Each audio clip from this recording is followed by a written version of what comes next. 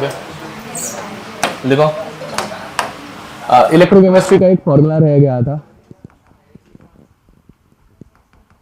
तो अगर चैप्टर के एंड में कुछ स्पेस बची रहेगी तो वहां पे लिख देना, ठीक है।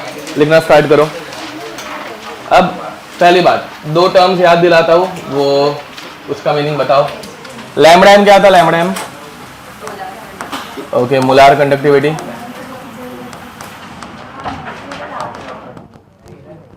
एंड लैम्बडा एम नॉट क्या था?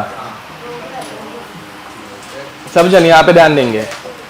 लैम्बडा एम नॉट क्या था? बातें बंद। हाँ हाँ, molar conductivity eight infinite dilution. वो लास्ट फैन बंद कर दो।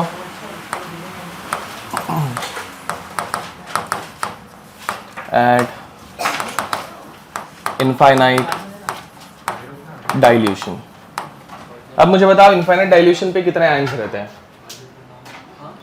इनफाइनाइट डाइल्यूशन पे कितने आयंस रहते हैं, मतलब कितना डिसोसिएशन होता है, कितना परसेंट डिसोसिएशन होगा? 100%, सारे के सारे मतलब आयंस ब्रेकडाउन हो जाएंगे। तो at infinite dilution 100% dissociation occurs, but lambda M naught, sorry lambda m पे मोलार कंडक्टिविटी, वो एक किसी भी एक अलग कॉन्सेंट्रेशन पे रहने वाला है, वहां पे 100% डिसोसिएशन होता है क्या? नहीं। तो ऐसे टाइम पे हम लोग इसको बोलते हैं पार्शियल डिसोसिएशन। समझ में आ रहा है? अब हम लोगों को निकालना है अल्फा। अल्फा क्या होता है?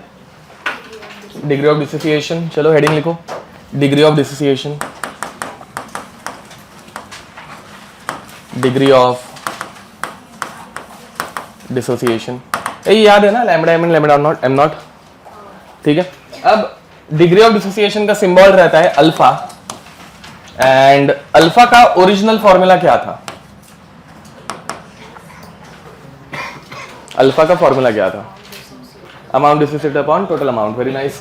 तो अल्फा का फॉर्मूला था amount dissociated upon total amount, ठीक है। ये फॉर्मूला याद है तुम लोगों को? ऐसे कुछ पढ़ाया हुआ है बहुत पहले, इक्विलिब्रियम में भी तो पढ़ाया था, ठीक है। अब amount dissociated upon total amount, total amount के आयंस का मोलार कंडक्टिविटी कौन सा है? लैम्बडा एम या लैम्बडा एम नॉट? समझ में आ रहा है? टोटल आयंस जितने भी है 100% डिसोसिएशन है, तो टोटल आयंस को करस्पॉन्ड करने के लिए हम लोगों के पास कौन सी टर्म है? लैम्बडा एम नॉट, ठीक है। एंड जितने भी डिसोसिएटेड आयंस रहेंगे किसी एक कॉन्सेंट्रेशन सी पे, उसके लिए कौन सी टर्म है? Lambda m. तो अल्फा का फॉर्मूला क्या बनता है? Lambda M by lambda M naught. अरे ये कुछ समझ में आ रहा है? पक्का? ओके। अब formula for alpha in terms of rate constant K, या फिर के का formula in terms of alpha क्या था? के या फिर इक्विलिब्रियम कांस्टेंट के इक्विलिब्रियम। हाँ, alpha is equal to root under root of K by C, ठीक है, ये फॉर्मूला था। या फिर K A is equal to C alpha square upon 1 minus alpha. ये फॉर्मूला याद है क्या? ये इक्विलिब्रियम में हम लोगों ने बहुत बार किया हुआ है। K A is equal to C alpha square या फिर K B is equal to C alpha square, ठीक है, अपॉन 1 माइनस अल्फा। अब यहां पे अगर अल्फा का फॉर्मूला हम लोगों ने पुट कर दिया तो इक्वेशन क्या बन रही है? K A is equal to C alpha is lambda M by lambda am not का square upon 1 minus lambda M by lambda M nought. Followed. नीचे वाला 1 minus lambda M by lambda M nought को अगर मैं cross multiply कर दूं तो equation क्या बन रही है? हाँ, ये वाला आगे वाला पार्ट जो है एनसीईआरटी में नहीं दिया हुआ है, बट इसके ऊपर मेंस में क्वेश्चन आते हैं, ठीक है। इसका तो जेई 2023 में एडवांस में क्वेश्चन आया हुआ है, ठीक है। तो अगर मैं क्रॉस मल्टीप्लाई कर दूंगा तो क्या बनेगा? K A is equal to C lambda M का square upon lambda am not का square upon lambda M nought minus lambda M by lambda M nought. ध्यान दो, लैम्बडा एम को यहाँ पे क्रॉस मल्टीप्लाई कर लिया है, बाकी इन दोनों को मल्टीप्लाई, तो वो तो एज इट इज लिखा हुआ है, ठीक है। क्या कैंसिल आउट हो रहा है? Lambda am not cancel out हो रहा है, तो ये कट हो गया, ये कट हो गया, समझे। एंड अगर मैं पूरे इक्वेशन को इस तरफ लेके आ जाऊँ, ठीक है, मतलब ये पार्ट इधर लेके आ रहा हूँ, ठीक है, तो इक्वेशन क्या बन रही है कि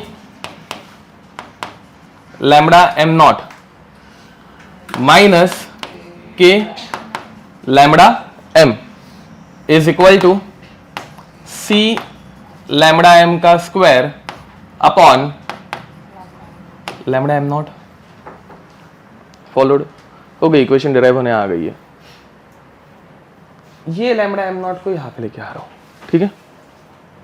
हाँ, अब याद रखो भाई, इसके बाद ग्राफ क्या आएगा वो तुम लोगों को खुद से अरेंज करना है, या फिर इसके बाद भी नहीं, इस इक्वेशन के बाद ही, ठीक है। ग्राफ क्या आएगा वो तुम लोगों को अरेंज करना है, ठीक है। अब जेई एडवांस नहीं, जेई मींस के एक एग्जाम में क्वेश्चन आया था, उस हिसाब से मैं इसको अरेंज करके दे रहा हूं, ठीक है। Multiplying through out by lambda M naught, तो इक्वेशन क्या बन रही है के लैम्डा एम नॉट का square minus K lambda M naught into lambda M is equal to C lambda M का स्क्वायर। ये इक्वेशन समझ में आ रही है। इसमें इन दोनों को उस तरफ लेके जाओ और जेई मीन्स में जो पीवाईक्यू आया है वो डिराइव हो जाएगा, समझे। जेई एडवांस में कुछ अलग क्वेश्चन था, मेरे ख्याल से 1 बाय लैम्डा एम के टर्म्स में इक्वेशन पूछी थी, तो इसको उस हिसाब से डिवाइड करना था, ठीक है, तो आंसर आ जाता। अभी के लिए लिख दो। इसके ऊपर क्वेश्चन कैसे आता है वो 2 मिनट में दिखा देता हूँ, ये पहले लिख दो। एडवांस का क्वेश्चन नहीं करेंगे, मतलब वो बहुत लेंदी हो जाएगा। मेंस का क्वेश्चन बता देता हूँ। एडवांस का क्वेश्चन भी इसी मेथड से सॉल्व करना है, वो खुद से एक बार देख लेना। ये पार्ट बताना रह गया था बाय द वे। बहुत सी बार डिग्री ऑफ डिसोसिएशन, मतलब मेंस लेवल पे डिग्री ऑफ डिसोसिएशन जो है उसका ही क्वेश्चन आता था, ठीक है। आजकल उन्होंने वो नीचे वाला पार्ट जो है एक्स्ट्रा बढ़ा दिया हुआ है रिसेंट ईयर्स में। हो गया लिख के हो गया, बाकी इसको रीअरेंज कर देना। क्वेश्चन नंबर 47 देखो, इसे लिखते नहीं बैठेंगे, आंसर ओरली आ जाएगा, तुम्हारे पास सब कुछ है अभी। देखो ये क्वेश्चन है, इसमें से कौन सा आंसर करेक्ट है वो बताना। ऑप्शन ए, अभी जो इक्वेशन रीअरेंज की उस हिसाब से करेक्ट है क्या? नहीं। ये by the way option A की इक्वेशन याद है क्या? ओके, ऑप्शन ए की इक्वेशन ऐसे कुछ थी, चेक कर लेना। कॉर्लोस लॉ के पहले एक ग्राफ पढ़ाया था, ग्राफ की इक्वेशन थी lambda M nought is equal to lambda M is equal to lambda M nought minus B root C, ठीक है। ऐसे एक इक्वेशन की है हम लोगों ने। वो ग्राफ ये ग्राफ के बाजू में, अबे साला है। ओके, वो ग्राफ के बाजू में ये इक्वेशन लिखो बे। देखो ग्राफ क्या था मैं याद दिखा देता हूं। ऐसे कैसे, ये क्या फालतूगिरी हो गई है, ठीक है। लैम्डा एम वर्सेस रूट सी का ग्राफ प्लॉट किया था, ठीक है। एंड इसका ग्राफ ऐसे कुछ आया था, ठीक है, for a strong electrolyte. And इसको एक्सट्रापोलेट करके हम लोगों ने लैम्डा एम नॉट की वैल्यू निकाली थी। एंड स्ट्रॉन्ग इलेक्ट्रोलाइट का ग्राफ ऐसे था, वीक का ऐसे कुछ था। ये ग्राफ दिख रहा है सबको? ओके, इसमें स्ट्रेट लाइन की इक्वेशन हम लोगों को निकालनी है। स्ट्रेट लाइन की इक्वेशन क्या रहती है ये बताओ भाई, equation of straight line. Okay, y is equal to M X plus C, ठीक है। यहाँ पे y कौन सा एक्सिस है, मतलब y पे क्या है? लैम्डा एम है, x पे क्या है? रूट सी, ठीक है। जो स्लोप है वो पॉजिटिव है कि नेगेटिव है? नेगेटिव है। एंड स्लोप को हम लोग बोल रहे हैं माइनस बी, नेगेटिव स्लोप है इसलिए माइनस, एंड स्लोप को हम लोग बी कांस्टेंट बोल रहे हैं, ठीक है। प्लस जो इंटरसेप्ट ऑन वाई एक्सिस है वो क्या है? हाँ, वो लैम्डा एम नॉट है। तुम्हारे ग्राफ में देखो, यहाँ पे लिखा नहीं है मैंने, समझ में आ रहा है?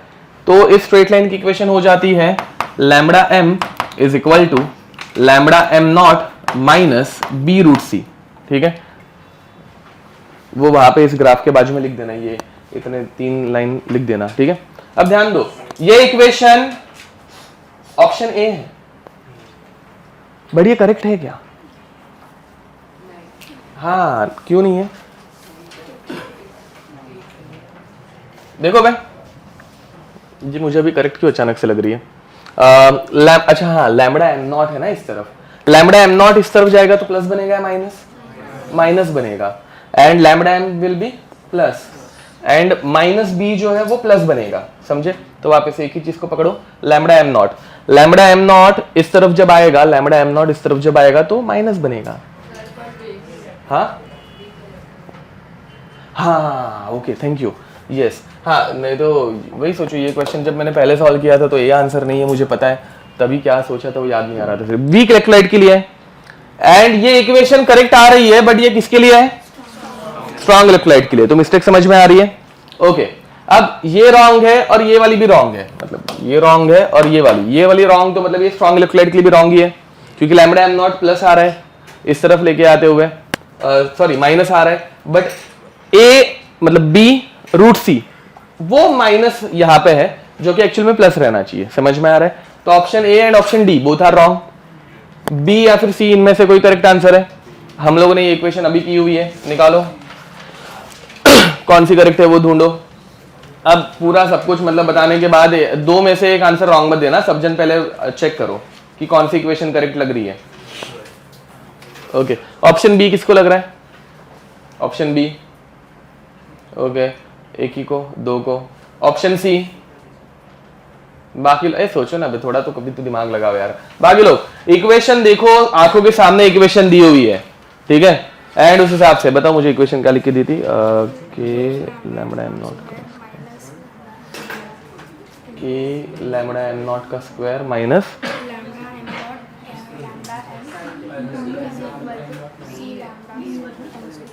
ओके, ठीक है, ओके, हाँ, तो आप बताओ, चलो ऑप्शन बी हैंड रेस करो, ऑप्शन सी, ओके, बाकी लोग अभी भी कुछ नहीं कर रहे हैं। ऑप्शन बी यहाँ पे मुझे सही लग रहा है, ठीक है, अच्छे से अगर देखोगे तो देखो भाई, के लैम्बडा एम नॉट का स्क्वायर जो है वो यहाँ पे माइनस में है, यहाँ पे माइनस में है, मतलब ये इक्वेशन को इस तरफ लेके जाना है, समझे? इसे इस तरफ लेके जाऊंगा तो ये K lambda M naught lambda m ये प्लस बनेगा, एंड ये वाला पार्ट माइनस बनेगा, सी लैम्बडा एम स्क्वायर का प्लस ही रहेगा, ठीक है? तो अगर इक्वेशन देखोगे तो C lambda m square plus है, के ए लैम्बडा एम का स्क्वायर जो लैम्बडा एम नॉट का स्क्वायर जो है वो माइनस है, एंड बाद में के लैम्बडा एम नॉट, यहाँ पे थोड़ी सी टाइपिंग मिस्टेक है, लैम्बडा एम नॉट एक रहना चाहिए क्योंकि नहीं तो ये स्क्वायर हो जाएगा ना भाई, तो अलग अलग लिखने की जरूरत ही नहीं थी, तो वो प्लस रहना चाहिए, ठीक है? खत्म, समझे? सेम इक्वेशन पे एडवांस में क्वेश्चन आया हुआ है, ठीक है, वो अभी जस्ट कर रहे नहीं है, 2023 का क्वेश्चन था, चाहिए तो घर पे जाके ट्राई करना। सेम इक्वेशन को थोड़ा रीअरेंज करके ग्राफ बना के दिया था, y = mx + c का, एंड फिर उसमें स्लोप क्या होगा एंड इंटरसेप्ट क्या होगा, इतना पूछा था, ठीक है? 2023 में एडवांस में क्वेश्चन आया था, 2024 में एडवांस का ही और सिंपल क्वेश्चन मेंस में आया हुआ है, ठीक है? तो एडवांस के क्वेश्चन सॉल्व करोगे तो एक एडवांटेज होता है कि मेंस के क्वेश्चन बहुत से रिपीट होते हैं वैसे ही, आधे स्टेप वाले, ठीक है? ओके, कोई दिक्कत? लिख दो, नहीं लिखना क्या है इसमें, चलो ये सब लिख के हो गया, जल्दी लिखो, फिर सॉल्यूशंस पे जाते हैं।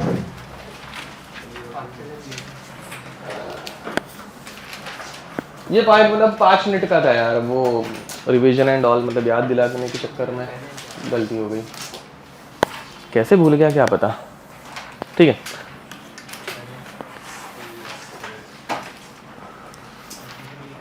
बड़े आगे सॉल्यूशंस, ओके, अब ध्यान दो, नेक्स्ट सॉल्यूशंस में हम लोगों ने वेंट ऑफ फैक्टर स्टार्ट किया था,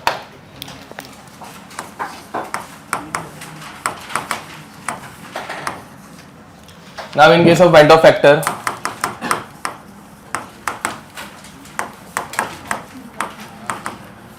ध्यान देंगे, went Hoff factor is I, which is number of particles after dissociation or association upon number of particles before dissociation और एसोसिएशन। ठीक है, तो यहां पे हम लोग नंबर ऑफ पार्टिकल्स को इतना इंपॉर्टेंस क्यों दे रहे हैं?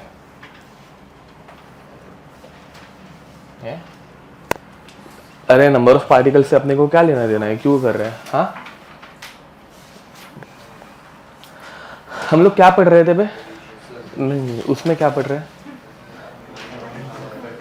अरे साल, हाँ, कॉलिगेटिव प्रॉपर्टीज। ठीक है, and colligative property depends on number of solid particles. समझ में आ रहे? सीटी लेवल पे ऐसे घटिया क्वेश्चन आते हैं भाई, इतने का भी आंसर नहीं आ रहे तो कैसे होगा?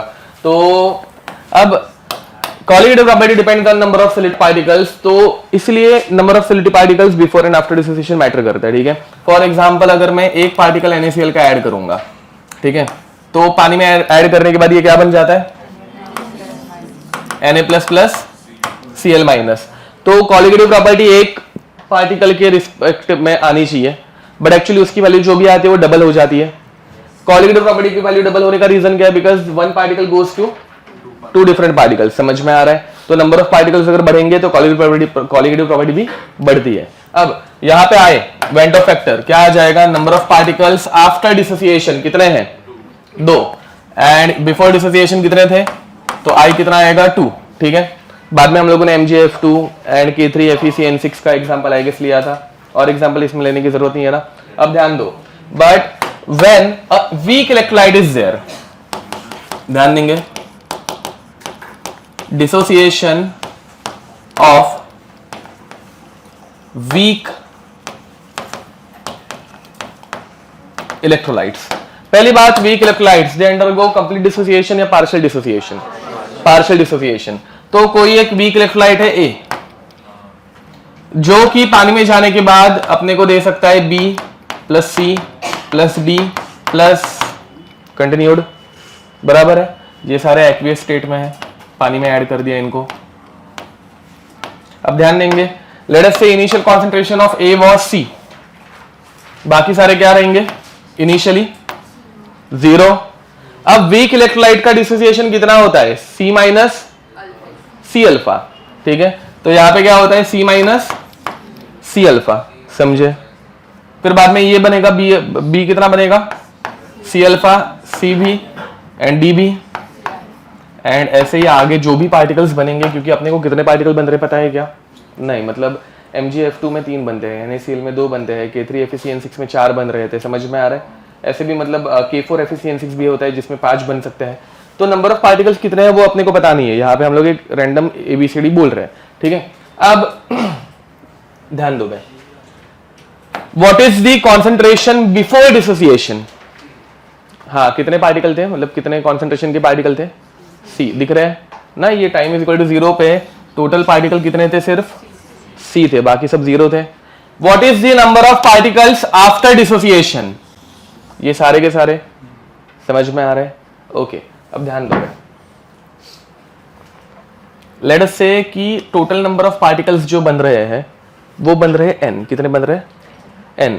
एक पार्टिकल का कॉन्सेंट्रेशन C अल्फा, तो N पार्टिकल का कॉन्सेंट्रेशन ना, ये भी ये पढ़ाते बैठने की जरूरत नहीं है ना कि एक का C अल्फा, 2 का 2C अल्फा, 3 का 3C अल्फा, तो N का, तो टोटल कॉन्सेंट्रेशन यहाँ पे है नंबर ऑफ डिसोसिएटेड पार्टिकल्स का NC अल्फा, एंड हम लोगों को टोटल पार्टिकल्स आफ्टर डिसोसिएशन निकालने हैं। टोटल पार्टिकल मतलब ये सारे के सारे, क्योंकि C माइनस C अल्फा भी है। NC अल्फा में से एक C अल्फा माइनस कर दिया, कितना बचा? Okay, N-1C alpha. तो देखो भाई, टोटल नंबर ऑफ पार्टिकल्स, ठीक है, टोटल कॉन्सेंट्रेशन क्या बनेगा? C minus C alpha plus NC alpha, बराबर, एंड इसमें से C प्लस N-1। ये फॉलो कर पा रहे हो सब जन? पक्का? हाँ, क्या बोला? अच्छा ओके, मुझे लगा नहीं समझा, नहीं समझा ना? हाँ तो ठीक है। अब ये तो इसमें कोई दिक्कत? अब इसमें से एक चीज कॉमन निकाल सकते हैं, क्या कॉमन निकाल सकते हैं? C कॉमन निकाल सकते हैं, तो फाइनल एक्सप्रेशन क्या बन रही है? C1 प्लस N-1 फॉलोड पक्का? ओके, लास्ट तो ये हो गए। हाँ, तो ये क्या है बे, ये क्या है? Number of particles after dissociation ना, मतलब डिसोसिएशन होने के बाद। And number of particle before dissociation कितना था? सी था। तो फिर बाद में हमारा फॉर्मूला अल्फा का, देयरफॉर अल्फा नहीं sorry I went Hoff factor is what? Number of particles after dissociation, number of particles after dissociation or association upon number of particles before dissociation or association। बताओ, I is equal to, ऊपर क्या होगा? उल्टा लिखा है, sorry, number of particles. हाँ, तो after dissociation कितने पार्टिकल्स आ रहे हैं? बताओ भाई, आफ्टर डिसोसिएशन कितने पार्टिकल आ रहे हैं? सी 1 plus n minus 1 alpha upon before dissociation, तो सी सी कैंसल आउट हो गया, तो वेंट ऑफ फैक्टर आई। सिर्फ आई के क्वेश्चन सीटी लेवल पे आते हैं, ठीक है। मेंस लेवल पे ऑब्वियस है, Raoult's law plus van't Hoff factor mix होगा, ठीक है। तो आई इज इक्वल टू क्या हो जाएगा? 1 plus n minus 1 alpha.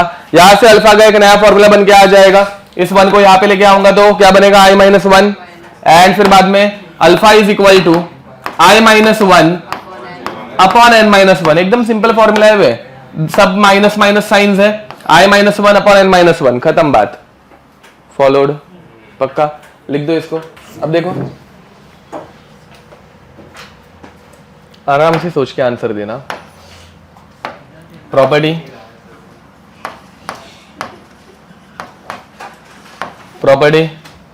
first compound is glucose, 1 molar glucose. Second compound is 1 molar NaCl. Third compound is 1 molar Na3 Fe, Na3 Fe CN6। ठीक है, ध्यान दो। Let us call them A, B and C, ठीक है सब जन। पहले इनका वेंट ऑफ फैक्टर निकालो बे। प्रॉपर्टी वेंट ऑफ फैक्टर आई, ग्लूकोज का वेंट ऑफ फैक्टर। ग्लूकोज पहले ये देखो, वेंट ऑफ फैक्टर निकालना कैसे है। ग्लूकोज का डिसोसिएशन होता है कि नहीं होता? नहीं होता। ग्लूकोज रहता है पानी के अंदर, वो ब्रेक डाउन नहीं होता, ठीक है। तो glucose before dissociation let us से कि एक पार्टिकल है। आफ्टर डिसोसिएशन नहीं हो रहा है, तो पानी में डिसॉल्व करने के बाद भी कितने पार्टिकल्स आएंगे? एक ही आएगा, तो 1 अपॉन 1 समझा। मतलब ग्लूकोज, यूरिया ऐसे कंपाउंड्स का डिसोसिएशन नहीं होता, ठीक है। तो इसका कितना हो जाएगा? 1। NaCl के कितने पार्टिकल बनते हैं डिसोसिएशन के बाद? तो 2/1 2। इसके हाँ 4, याद है ये क्या रूल बताया था? स्क्वायर ब्रैकेट को तोड़ने का नहीं, बाकी सब तोड़ देने का। तो 3 Na+ बनेंगे एंड स्क्वायर ब्रैकेट बनेगा, टोटल कितने हो जाएंगे? 4 पार्टिकल। तो इसका 4 आएगा। किसमें कॉलिगेटिव प्रॉपर्टी सबसे ज्यादा होगी? किस कंपाउंड की कॉलिगेटिव प्रॉपर्टी सबसे ज्यादा होगी? ABC, C, because C has highest number of particles. इसके 4 पार्टिकल बनेंगे, मतलब टोटल 4 मोलार के पार्टिकल्स बनेंगे। ओके, अब ध्यान से सोच के आंसर देना। वेपर प्रेशर सबसे ज्यादा किसका होगा? 1 2 मतलब A, B या C? ओके, गलत। अब ध्यान दो, अब A नहीं तो C होगा। क्यों बताओ? ओके, कोई तो मुझे एक्सप्लेन करो। हाँ, एक A आंसर करेक्ट था, मुझे तुम लोगों से गलत आंसर एक्सपेक्टेड था, इसलिए मैंने गलत बोल के दूसरा वाला करेक्ट बता दिया। बट एक्चुअली तो A आंसर करेक्ट है। A का वेपर प्रेशर सबसे ज्यादा होगा। क्यों? कोई वो एक्सप्लेन करो। हाँ, RLVP, relative lowering of vapour pressure, ठीक है। सब जन यहाँ पे 1 मिनट ध्यान देंगे। ये तो मेंस लेवल का क्वेश्चन है, घटिया से एकदम थियोरी वाला क्वेश्चन आता है, ठीक है। अब देखो, कॉलिगेटिव प्रॉपर्टी किसके बारे में बात करती है? Lowering of vapour pressure. समझ में आ रहा है? किसमें कॉलिगेटिव प्रॉपर्टी सबसे ज्यादा होगी? A, B या C? कुछ दिमाग नहीं लगा रहे हो सालो। तो C में। क्यों? क्योंकि उसके नंबर ऑफ पार्टिकल्स ज्यादा है, बराबर। तो सी में कॉलिगेटिव प्रॉपर्टी सबसे ज्यादा होगी। एंड कौन सी कॉलिगेटिव प्रॉपर्टी है? अरे बोला ना वापस अभी, RLVP, relative lowering of vapour pressure. समझ में आ रहा है? मतलब सी में वेपर प्रेशर क्या होगा सबसे ज्यादा? हाँ, लोअर होगा। समझ में आ रहा है? तो लोअरिंग ऑफ वेपर प्रेशर सबसे ज्यादा किसमें रहेगा? सी में। तो सी का वेपर प्रेशर सबसे ज्यादा कम हो गया, मतलब सी का वेपर प्रेशर सबसे ज्यादा रहेगा, सबसे कम रहेगा? कम रहेगा, क्योंकि इसमें लोअरिंग हुई ना बहुत ज्यादा। तो सी में वेपर प्रेशर जो होगा वो सबसे कम होगा, फिर बाद में बी में, एंड फिर बाद में ई में। ये समझ में आ रहा है क्या? इसमें वेंटो फैक्टर जिसका ज्यादा है उसका वेपर प्रेशर सबसे ज्यादा, बट अगर मैं पूछूं LVP, lowering of vapour pressure सबसे ज्यादा किसमें होगा? क्योंकि इसमें सबसे ज्यादा नंबर ऑफ पार्टिकल्स है। समझे? कॉलिगेटिव प्रॉपर्टी के नाम अच्छे से देखना एंड उस हिसाब से डिसाइड करना कि क्या आंसर आएगा। एंड RLVP भी सबसे ज्यादा किसमें होगा? सी में होगा। ध्यान दो, वेंटो फैक्टर जितना ज्यादा उतने नंबर ऑफ पार्टिकल्स, जितने नंबर ऑफ पार्टिकल्स उतनी ज्यादा कॉलिगेटिव प्रॉपर्टी। समझे? तो relative lowering of vapour pressure जितने ज्यादा पार्टिकल उतना ज्यादा, बट लोअरिंग अगर ज्यादा हो रहा है तो वेपर प्रेशर सबसे कम ना बे। लोअरिंग ऑफ वेपर प्रेशर सबसे ज्यादा हुआ मतलब वेपर प्रेशर बहुत कम हो गया। समझे? लिख दो। तो RLVP का फॉर्मूला क्या था? हाँ, delta P by delta P naught which is equal to, हाँ करेक्ट। तो RLVP का फॉर्मूला था डेल्टा P, बातें मत, upon delta P not A, where A is what? Solvent, which is equal to psi B। ठीक है, mole fraction of solute. अब ध्यान दो, मोल फ्रैक्शन क्या बताता है? कितने पार्टिकल्स है सल्यूट के। ठीक है, अब NaCl का मोल फ्रैक्शन लेट से 0.1 आ रहा है, तो NaCl के सिर्फ 0.1 पार्टिकल्स बनेंगे क्या? नहीं, कितने बनेंगे? 0.2 बनेंगे, बिकॉज एक पार्टिकल 2 में कन्वर्ट होता है, तो 0.1 0.2 में कन्वर्ट होगा। तो यहाँ पे NaCl का मोल फ्रैक्शन जो है, अगर मैं 0.1 यूज करूंगा तो करेक्ट है कि गलत है? गलत है, आंसर भी गलत आएगा। समझ पा रहे हो? तो यहाँ पे ये थोड़ा सा चेंज हो जाता है and we get delta P by delta P not A is equal to I times psi B। I is van't Hoff factor जो अपने को कितने पार्टिकल्स एग्जैक्टली बताता है। ठीक है, तो ऊपर वाला फॉर्मूला और नीचे वाला फॉर्मूला कब कौन सा फॉर्मूला यूज करेंगे? ध्यान दो, नीचे वाला फॉर्मूला तब यूज करेंगे जब कोई चीज either it is undergoing dissociation और एसोसिएशन। जो चीजों का डिसोसिएशन होता है या फिर एसोसिएशन होता है उनको क्या बोलते हैं? उन्हें बोलते हैं इलेक्ट्रोलाइट्स। क्या बोलता है? तो नीचे वाला किसके लिए यूज करेंगे? इलेक्ट्रोलाइट्स के लिए। इलेक्ट्रोलाइट्स जैसे कि NaCl, MgF2 एक्सेट्रा। एंड उसी बदले ऊपर वाला फॉर्मूला किसके लिए यूज करेंगे? For non electrolytes. किसके लिए यूज करेंगे? नॉन इलेक्ट्रोलाइट्स के एग्जाम्पल जो डिसोसिएट नहीं होते, हाँ, ग्लूकोज, यूरिया, ठीक है, इथेनॉल। इथेनॉल भी डिसोसिएशन के अंडर को नहीं जाता, आइसोप्रोपेनॉल, प्रोपेनॉल, बहुत सारे कंपाउंड्स आ जाते हैं। तो ये इतने मतलब 2 एग्जांपल सफिशिएंट है। ये मोस्ट कॉमन एग्जांपल्स जो आते हैं। ठीक है, हाँ, मोस्ट कॉमन एग्जांपल्स जो आता है इलेक्ट्रोलाइट का CH3, COH, एसिडिक एसिड भी एक है, NaCl एंड एसिडिक एसिड सबसे ज्यादा आते हैं। ठीक है, लिख दो ये। एंड फिर बाद में इसका फाइनल फॉर्मूला क्या लाया था हम लोगों ने? इसका फाइनल फॉर्मूला मतलब psi B का फाइनल फॉर्मूला। psi B का फॉर्मूला क्या रहता है? हाँ, तो ये ना सिर्फ एडवांस में काम आएगा। ठीक है, इधर वाला पार्ट तो वो तुम्हारे ऊपर है, ये वाला पार्ट मेंस CET। ठीक है, मतलब हाँ, अब ध्यान देना बे, बट मैं मेंस लिख के तो दे रहा हूँ, बट क्या भरोसा वो उन्होंने किसी साल एडवांस का फॉर्मूला मेंस में पूछ लिया, होता है ऐसा, तो उसमें मैं कुछ हेल्प नहीं कर पाऊंगा। वहाँ पे तुम लोगों को ऑप्शन देख के फिर डिसाइड करना होगा कि मतलब 2 फॉर्मूला से सॉल्व करके फटफट कि अपना आंसर क्या है, कैसा है। ठीक है, अब बट CET में तो ये फॉर्मूला हमेशा काम आएगा। ये CET का फॉर्मूला है, वो मेंस एंड एडवांस का फॉर्मूला है। ठीक है, यहाँ पे भी चाहिए तो मेंस लिख दो। चलो पहले मैं क्लियर कर देता हूँ क्या बोल रहा हूँ। तो delta P upon P not A is equal to, mole fraction का फॉर्मूला बताओ बे। हाँ, NB upon Na plus NB into I, and फिर बाद में हम लोग Na प्लस NB का अप्रोक्सीमेटली क्या बोलते हैं? Na, याद है ये कैपिटल है। तो delta P by P not A is equal to I NB by Na। इसमें कोई भी दिक्कत? बट ये एग्जैक्ट है कि अप्रॉक्स है आंसर? ये अप्रॉक्स आंसर है, समझ में आ रहा है? एंड अगर मुझे एग्जैक्ट आंसर निकालना है, जो एडवांस में हमेशा एग्जैक्ट ही निकालना पड़ता है, आजकल मेंस की भी क्वेश्चन की लेवल डिफिकल्ट बनाते जा रहे तो एग्जैक्ट आंसर वो एक्सपेक्ट करते हैं, ठीक है? तो अगर मुझे एग्जैक्ट आंसर निकालना है तो मैं ये नीचे वाला अप्रोक्सीमेशन कर सकता हूं क्या? तो यहाँ पे फॉर्मूला हो जाता है delta P by P not A is equal to I NB upon Na plus I NB। हाँ, ये एग्जैक्ट होता है कैलकुलेशन यहाँ पे, क्योंकि ये B क्या था भाई? Number of moles of B, मतलब number of moles of solute, and solute का क्या हो रहा है? डिसोसिएशन हो रहा है। तो मतलब जैसे NaCl के लिए बोला था, अगर मैं एक NaCl ऐड कर रहा हूं तो कितने मिलते हैं? 2।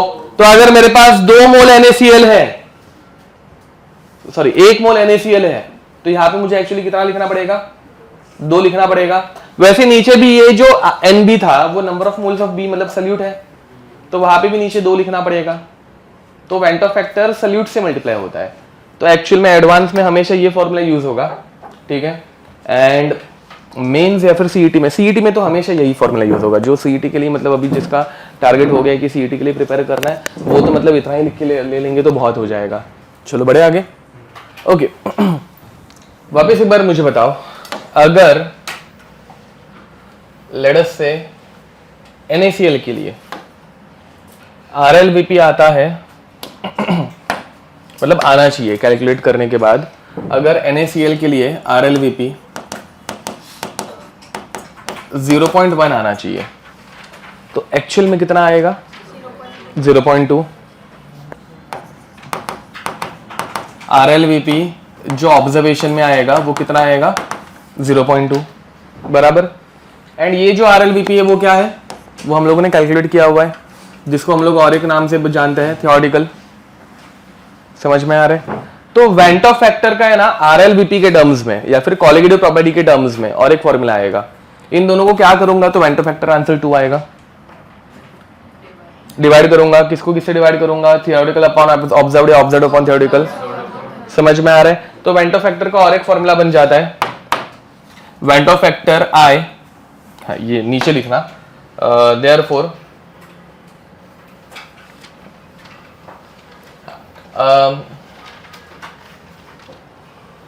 नीचे लिखना, therefore van't Hoff factor I is equal to observed colligative property, colligative property upon theoretical colligative property. ठीक है, वेंटो फैक्टर के 2-3 फॉर्मूलाज हो गए। पहला फॉर्मूला था number of moles, number of particles after dissociation upon total number of particle before dissociation. दूसरा formula आया था 1 + n-1 अल्फा। तीसरा फॉर्मूला ये है, और एक फोर्थ फॉर्मूला है मोलर मास के टर्म्स में, जो कि सारे कोलिगेटिव प्रॉपर्टी पढ़ने के बाद ही बता पाऊंगा। ठीक है, ओके, लिख दो। ये हो गया। इसके ऊपर क्वेश्चन लेने वाले हैं नहीं, क्योंकि RLVP के क्वेश्चंस कम आते हैं, इसके बाद वालों के क्वेश्चन करेंगे। ठीक है, RLVP के क्वेश्चन कम आने का वही यही रीजन है। वेंटो फैक्टर एंड RLVP के क्वेश्चंस कम आने के यही रीजन है कि 2 अलग अलग फॉर्मूला यूज किए जा सकते हैं।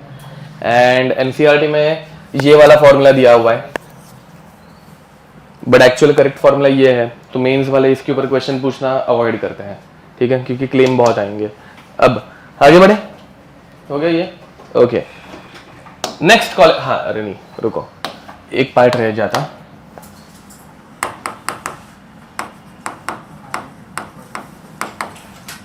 एसोसिएशन ऑफ पार्टिकल्स, डिसोसिएशन पढ़ के हो गया, एसोसिएशन बाकी है। ठीक है, अब एसोसिएशन, इसमें मैं ज़्यादा डेरिवेशन एंड ऑल नहीं करते बैठने वाला हूँ, डायरेक्ट एक फॉर्मूला दे दूंगा, वो याद रखना, ठीक है। ध्यान दो, तो कितने पार्टिकल्स है ये? 5। कितने बन गए? 1 दिख रहा है? ओके, तो जब पार्टिकल्स कंबाइन होते हैं तो उसे क्या बोलेंगे? एसोसिएशन। आई का फॉर्मूला था number of particles after association. After association how many particles are there? 1। And before association, तो इसका वेंटर फैक्टर कितना हो जाएगा? 1/5 या फिर 0.2। फॉलोड। ये रिएक्शन नहीं है भाई, ये मतलब टाइम पास है, जस्ट एक्सप्लेन करने के लिए, ठीक है। अब एक्चुअल में ये कहां पे होता है, ध्यान दो। CH3 C double bond O OH, इसे जब पानी में ऐड करते हैं क्या बनता है? बताओ क्या बनता है? CH3, अरे बोलो ना भाई।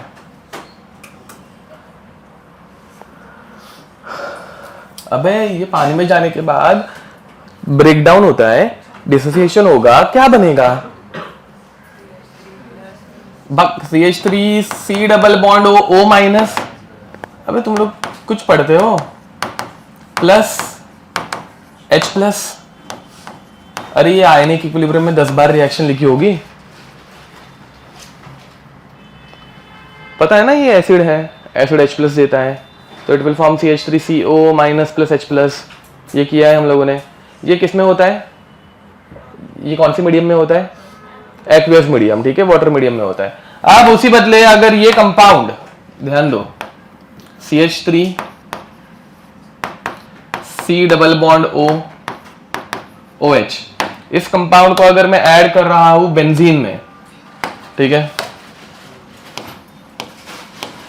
बेंजीन या किसी नॉन पोलर सॉल्वेंट में, ध्यान दो बे, वाटर इज पोलर। पोलर का मीनिंग क्या है?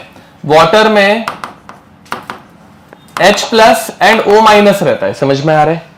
एंड फिर बाद में ये O माइनस इस H प्लस को धर लेता है और स्टेबलाइज करता है, या फिर इस O माइनस को वाटर का H प्लस धर लेता है एंड स्टेबलाइज करता है, समझ में आ रहा है? तो वाटर में ये O माइनस H प्लस है, इसको बोलते हैं polar compound. But benzene is a polar compound या non polar compound? Non polar, उसमें कुछ माइनस प्लस नहीं रहता, समझ में आ रहा है? तो बेंजीन जैसे कंपाउंड में ये डिसोसिएशन होगा क्या? ये ब्रेकडाउन होगा क्या? नहीं, समझ में आ रहा है?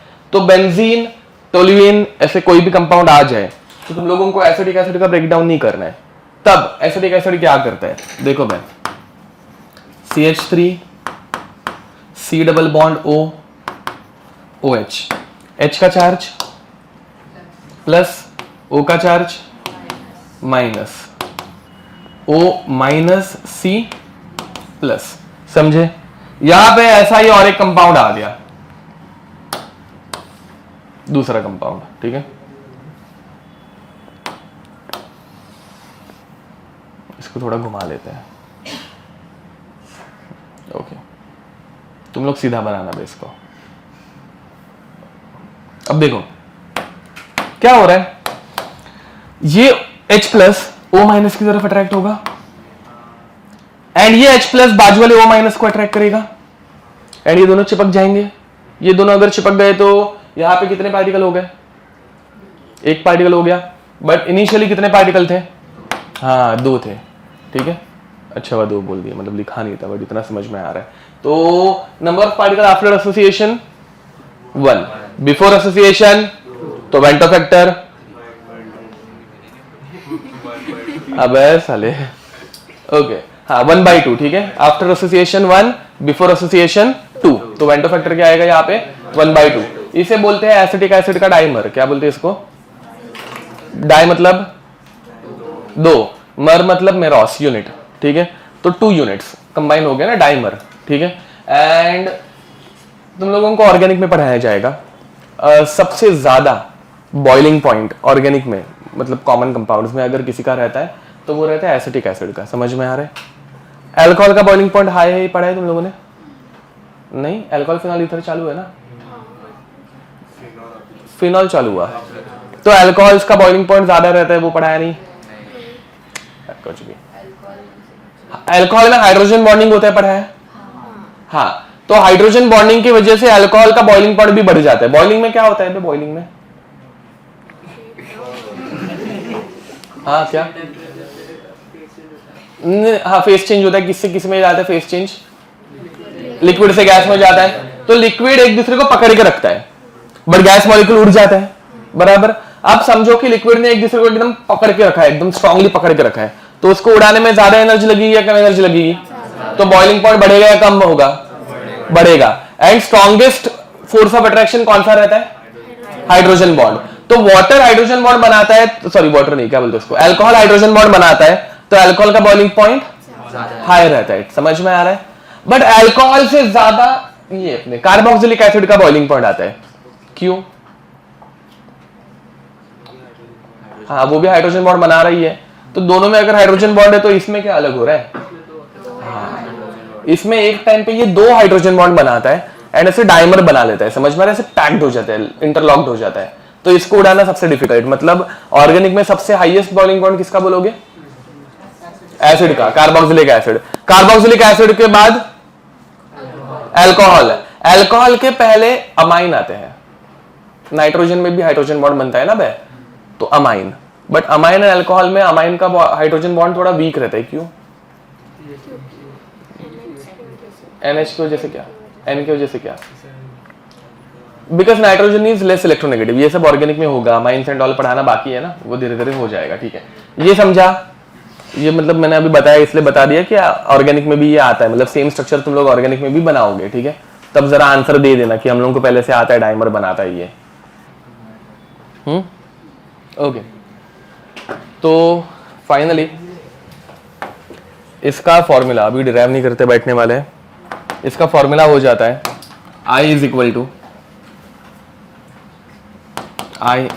To 1 plus 1/n-1 times alpha.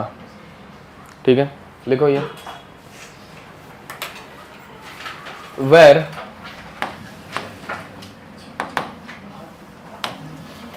n is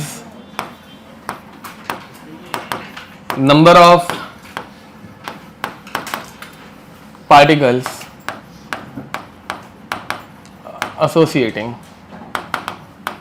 ठीक है, तो बताओ भाई यहाँ पे, ए पागल औरत, अब नंबर ऑफ पार्टिकल्स एसोसिएटिंग, ऊपर वाले ये फर्स्ट एग्जांपल में कितने हैं? 2 है। एंड उसके ऊपर वाले में, ऊपर उसके ऊपर वाला ये, हाँ 5 थे। समझ में आ रहा है? तो यहाँ पे सिर्फ इतना याद रखना है कि ये जो है वो 5 लिखना है या फिर 2 लिखना है। ठीक है, वैसा लिख दो।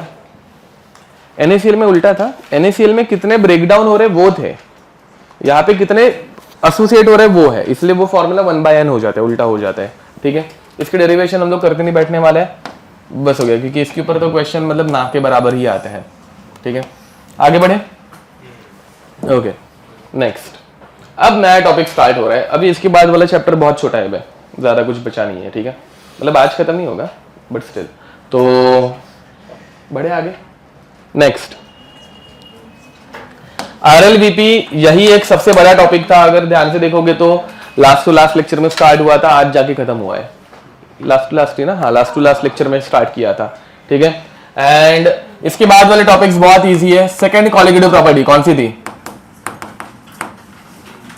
Elevation in boiling point. ठीक है, इसका सिंबल डेल्टा TB।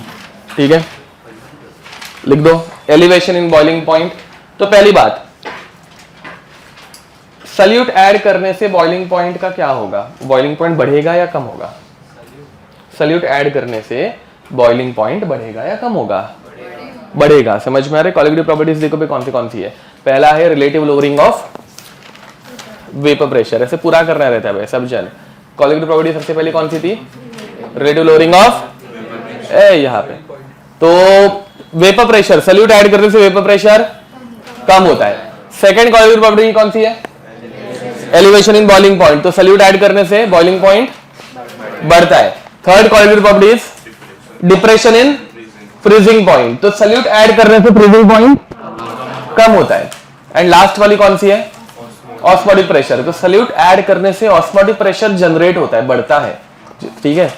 तो ये ऐसे उल्टा सुल्टा है, मतलब एक कम होता है, एक बढ़ता है, एक कम होता है, एक बढ़ता है, ठीक है। उस हिसाब से तुम लोगों को आंसर देना है। तो पहली बात, बॉइलिंग पॉइंट क्या रहता है वो लिख लेते हैं। चलो लिखो definition of boiling point. Boiling point लिखो, the temperature at which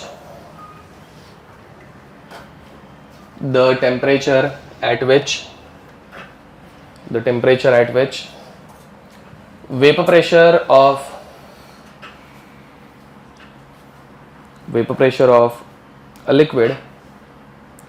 pressure of a liquid becomes equal to, यार लास्ट टाइम पढ़ाया था, becomes equal to vapor pressure of a liquid becomes equal to atmospheric pressure, becomes equal to atmospheric pressure। बताओ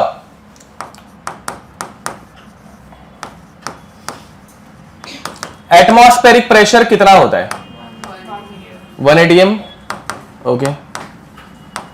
and 1 atm is equal to how many mmHg?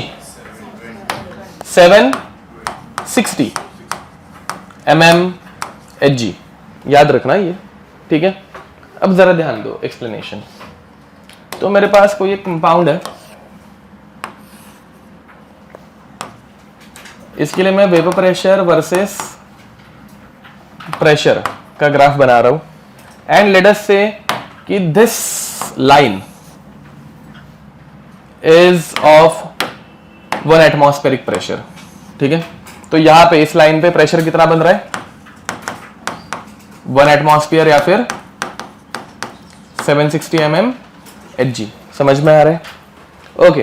तो तुम लोगों ने, अगर हम लोगों ने क्वेश्चन जो किया है ना वो एक बार चेक कर लेना। किसी में भी है ना वेपर प्रेशर 760 के ऊपर नहीं था, हमेशा वेपर प्रेशर जो है ना वो मैंने 300 200 ऐसे कुछ दिया हुआ है। बिकॉज अगर वेपर प्रेशर 760 के ऊपर चला गया, लेट से कि मैंने किसी क्वेश्चन में 780 दे दिया, तो वेपर प्रेशर 780 रह भी सकता है क्या? क्यों नहीं रह सकता? के ऊपर गया मतलब क्या होगा ना, मतलब वो बॉइल हो जाएगा। बॉइल होके वो कंपाउंड लिक्विड में रह ही नहीं पाएगा, वो हमेशा गैस फॉर्म में रहेगा ना। मतलब ना एटमॉस्फेरिक प्रेशर के ऊपर मतलब वेपर प्रेशर रह सकता है, बट किसका रह सकता है? गैसेस का। एंड गैस का वेपर प्रेशर नहीं बोलते, गैस का क्या बोलते हैं? सिर्फ प्रेशर बोलते हैं। अरे लिक्विड का जो प्रेशर जनरेट होता है उसको क्या बोलेंगे ना, लिक्विड से जो वेपर्स बनते हैं वो। बट गैस में ऐसे वेपर कुछ रहता है क्या? गैस गैस रहती है, तो उसके लिए क्या हम लोग यूज करते हैं? सिर्फ। समझ में आ रहा है? ओके। तो अब यहां पे कोई भी जो लिक्विड रहेगा, प्योर लिक्विड, उसका वेपर प्रेशर 760 से ज्यादा होता है या कम होता है? ये पहला पॉइंट समझ में आ रहा है। वेपर प्रेशर हमेशा 760 से कम रहेगा तो वो लिक्विड में रहेगा, उससे ज्यादा हो जाएगा तो गैस में चला जाएगा बॉइल होके। ओके। अब मुझे इसके, यहां पे मैंने प्रेशर क्यों लिखा? Versus, my bad, versus temperature. अब मुझे किसी लिक्विड का वेपर प्रेशर बढ़ाना है। वेपर प्रेशर बढ़ाना मतलब पहले वेपर्स बढ़ाने पड़ेंगे। लिक्विड का वेपर, लिक्विड के वेपर्स बढ़ाने के लिए उसका टेम्परेचर बढ़ाना पड़ता है, हीट करना पड़ता है, कूल डाउन करना पड़ता है? बढ़ाना पड़ता है, हीट करना पड़ेगा, तब वेपर्स बढ़ेंगे। तो टेम्परेचर जब बढ़ाऊंगा तो वेपर प्रेशर भी, समझे? तो यहां पे इसका वेपर प्रेशर बढ़ाने के लिए इसको हीट करना स्टार्ट किया, तो टेम्परेचर बढ़ते गया बढ़ते गया बढ़ते गया बढ़ते गया, ऐसे टेम्परेचर बढ़ रहा है, वेपर प्रेशर भी बढ़ रहा है। एक पॉइंट पे जाके वेपर प्रेशर कितना बना? 1 atm। जैसे ही वेपर प्रेशर 1 atm बना, उस पॉइंट पे लिक्विड क्या करना स्टार्ट करेगा? बॉइल। एंड जिस टेम्परेचर पे लिक्विड बॉइल होता है उसे क्या बोलते हैं? अब इस बॉइलिंग पॉइंट के टेम्परेचर को मैं बोल रहा हूं TB नॉट। नॉट मतलब, नॉट कब यूज करते हैं? हाँ, प्योर सॉल्वेंट के लिए। तो ये जो इनिशियल हम लोगों ने यूज किया था वो क्या था? Pure solvent. इसमें कोई दिक्कत? तो प्योर सॉल्वेंट के बॉइलिंग पॉइंट को हम लोगों ने क्या बोला? TB not. नेक्स्ट, इसके अंदर मैंने ऐड कर दिया कुछ सल्यूट, समझे? जैसे ही हम लोग सल्यूट ऐड करते हैं, वेपर प्रेशर क्या होता है? बढ़ता है या कम होता है? कम होता है। बाद में से 4 बार बोल के हो चुका हुआ, relative lowering of vapour pressure. Solute add करने से वेपर प्रेशर कम होता है। तो जैसे ही मैंने सल्यूट ऐड कर दिया, मतलब कोई एक सोल्यूशन बनाया, तो ये प्योर सॉल्वेंट का वेपर प्रेशर क्या हो गया? कम हो गया, ड्रॉप हो गया, समझे? अब इसको वापस मुझे कहां तक लेके जाना है? बॉइलिंग पॉइंट तक। बॉइलिंग पॉइंट कौन से प्रेशर पे आता है? 1 atm। तो इसको वापस हीट कर रहा हूं और टेम्परेचर बढ़ाते जा रहा हूं, बढ़ रहा है बढ़ रहा है बढ़ रहा है बढ़ रहा है, एंड एक पॉइंट पे वापस क्या बन गया? प्रेशर की तरह बना, एंड इस प्रेशर पे वो क्या होगा? बॉइल होगा।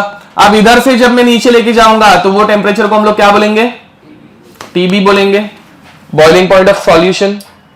अब मुझे बताओ सॉल्वेंट एंड सोल्यूशन दोनों में किसका बॉइलिंग पॉइंट ज्यादा है? सोल्यूशन का। क्यों ज्यादा है? क्योंकि उसका वेपर प्रेशर ड्रॉप हो गया था, वापस 1 एटमॉस्फेयर तक लेके जाने के लिए ज्यादा एनर्जी लगी। ये फॉलो किया? पक्का? तो ये आ गया वेपर प्रेशर, सॉरी हाँ, वेपर प्रेशर ऑफ सोल्यूशन, समझे? And the gap between these two is called as हाँ डेल्टा डीबी, जिसे हम लोग क्या बोलते हैं? डेल्टा डीबी को elevation in boiling point. What will be the formula of delta TB? TB nought minus TB या TB minus TB nought? TB minus TB nought. Next ध्यान दो, 2 मिनट की इसकी डेरिवेशन है, ज्यादा कुछ लेंदी नहीं है। फ्रॉम थर्मोडायनेमिकल एविडेंसेस, ये तुम लोग कभी पढ़ोगे नहीं इसकी डेरिवेशन, मतलब इतना थर्मोडायनेमिक्स तुम लोगों को नहीं आएगा, ठीक है? फ्रॉम थर्मोडायनेमिकल एविडेंसेस, अगर तुम केमिकल इंजीनियरिंग में गए तो पढ़ लोगे, या फिर मैकेनिकल या फिर किसी और ब्रांच में रहोगे उसमें भी थर्मोडायनेमिक्स आता है, बट ये सब नहीं आता, फिर उसमें वो कैरनोट साइकिल, ऑटो साइकिल, वो सब आता है। अब from thermodynamical evidences we know that, ठीक है, अपने को जस्ट पता है, ठीक है, कहां से वो पता नहीं है बट पता है। तो we know that delta TB is directly proportional to m। बताओ अब ये स्मॉल m क्या है? मास मत बोलना सालो, हाँ मोलालिटी। क्या है ये? समझ में आ रहा है? तो delta TB is directly proportional to molality, and proportionality निकालने के लिए हम लोग क्या यूज करते हैं? कांस्टेंट। तो यहाँ पे कांस्टेंट जो यूज होता है that is called as kbm, समझे? Where kb is called as constant है, तो is called as molal elevation in boiling point constant, also called as ebullioscopic constant, ठीक है, लिख दो इबियोलोस्कोपिक कांस्टेंट। फिर बाद में मोलालिटी का फॉर्मूला इसमें पुट करना और फाइनल फॉर्मूला बनाओ। चलो जल्दी मोलालिटी की फॉर्मूला यहाँ पे पुट करो एंड फाइनल फॉर्मूला बनाओ फास्ट। अब इसका फॉर्मूला आगे और कंटिन्यू करना था, कर लिया सबने? ओके, अब देखो तो मोलालिटी का फॉर्मूला आता है delta TB is equal to KB into number of moles of solute upon mass of solvent in kg, ठीक है? अगर ग्राम्स में होगा तो इनटू 1000, एंड फिर finally delta TB is equal to number of moles का फॉर्मूला क्या आता है? Given mass WB upon molar mass MB into mass of solvent. If it is in grams, then you will have to multiply it by 1000, ठीक है? इसमें कोई भी दिक्कत? लिख दो इसे। अब वापस देखो भाई, ये जो फॉर्मूला है it is used for non electrolytes, ठीक है? बट अगर मेरे पास कोई इलेक्ट्रोलाइटिक सोल्यूशन आ गया, मतलब NaCl जैसे सोल्यूशन आ गया, ध्यान दो, अगर नॉर्मल किसी कंपाउंड के लिए बॉइलिंग पॉइंट 1 डिग्री से बढ़ रहा है, मतलब 101 हो रहा है, 1 डिग्री से बढ़ रहा है, तो NaCl के लिए कितना बढ़ेगा? 2 डिग्री से बढ़ेगा। समझ में आ रहा है? बिकॉज उसका डिसोसिएशन हो जाता है, नंबर ऑफ पार्टिकल्स बढ़ जाता है, ठीक है? तो वहां पे इलेक्ट्रोलाइट के केस में हम लोगों को क्या करना पड़ेगा? फॉर्मूला को multiplied by I, went Hoff factor से मल्टीप्लाई करना पड़ेगा। समझ में आ रहा है? तो याद रखना इलेक्ट्रोलाइट के केस में हमेशा जो भी फॉर्मूला रहेगा वो आई से मल्टीप्लाई करना है, ठीक है? तो यहाँ पे फॉर्मूला क्या बनेगा? I kb into WB upon MB into WA। If it is in grams then will have to multiply by 1000, ठीक है? This formula is used for electrolytes. ये जो फॉर्मूला है it is used for electrolytes. ठीक है, लिख दो।